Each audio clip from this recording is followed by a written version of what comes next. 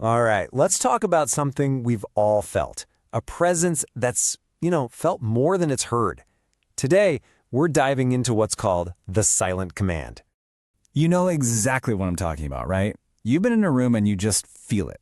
It's that one person. They say almost nothing, but somehow they take up more space than the loudest person there. And you find yourself you're waiting for them to speak. You might even change how you're acting a little bit, giving them this respect they didn't even ask for. So what is that? What is this invisible force? How can someone project so much authority without doing anything? That's the big question we're going to unpack right now. The easy answers are always, oh, they just have charisma, or they have a certain presence. We talk about it like it's some kind of magic, right? A gift you're just born with. It feels, almost like a superpower. But here's the unsettling part. What if it's not magic at all? What if it's something deeper?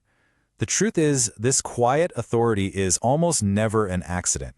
It's usually a whole series of psychological adaptations, traits that were carved out because they had to be, not because someone got lucky. So here's the real key. If you really want to understand this silent command, stop looking at their confidence. That's not it. You have to look back. You have to look at their history. That's where the story is. Okay, so let's do it. Let's look at that history. Let's dive into the psychological engine behind this and see how this trait gets forged in a world most of us, frankly, never even see. So at the very heart of this is something psychologists call internalized self-reliance. And look, this is way more than just being independent. It's a core, deep-down belief that you, and only you, are responsible for managing your own emotional world. It's a belief that gets wired in when you learn, really early on, that external support, well, it's just not reliable. And this kind of self-reliance, it's usually built from some really specific childhood experiences.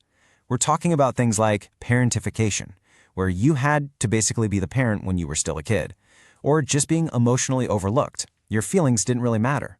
Maybe support was inconsistent, there one day, gone the next. It's that feeling of learning you're not the first choice, that you're never really the priority. And that's really the bottom line.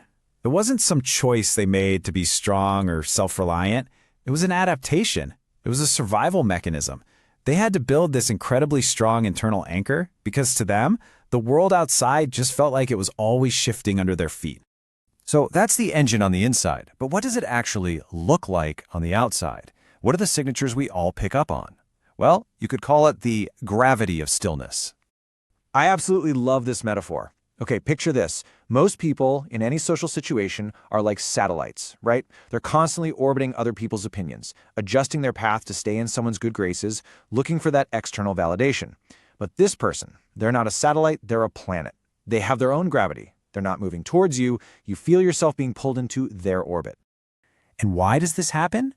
It's because they've developed this incredible, almost hyper-awareness of social signals. See, when they were growing up, they had to read the room. They had to notice every little shift in mood, anticipate problems before they exploded, just to stay safe. It made them experts at observing people. But here's the crucial difference now. They can still sense all those tiny signals in a room. The slight change in tone, the pause that's a little too long, but they don't react anymore. That old survival instinct to jump in and fix things is gone. Now they just observe.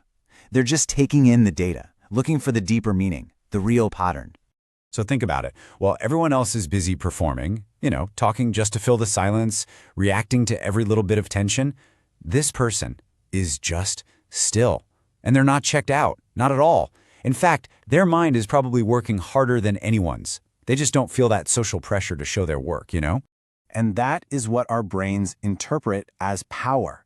In a world that is just constantly leaking emotional energy everywhere, that kind of profound, internal stillness, well, it feels as solid and as real as a mountain. Okay, so where does this leave us? How are we supposed to think about this?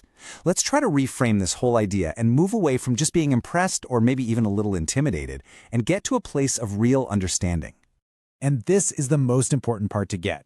This wasn't some strategy they developed for success. It's not a power move for the boardroom. This commanding presence is really just the external face of a nervous system that had to learn how to stay calm and hyper-alert in unpredictable situations. This strength wasn't built to impress you. It was built to survive. And this leads to a really powerful realization for all of us. Once you understand that real respect is just a byproduct of internal stability, you stop trying so hard to command it. You get that you don't have to be the loudest person or the smartest person in the room. You just have to be the one who isn't frantically, emotionally looking for the exit sign when things get a little tense. Because really, it all comes down to this: that constant need for someone else to validate you, to make you their first choice. It just starts to fade. The source of their approval is internal. They're not waiting around to be chosen by the crowd, because they've already chosen themselves. And that leaves us with one final big question to think about. What if this quiet authority we admire so much isn't something you command at all? What if that heavy silence isn't a tactic, but just the feeling of someone who is finally, truly okay on their own? And what if real respect is just what's left behind when that desperate need to be chosen by others finally vanishes?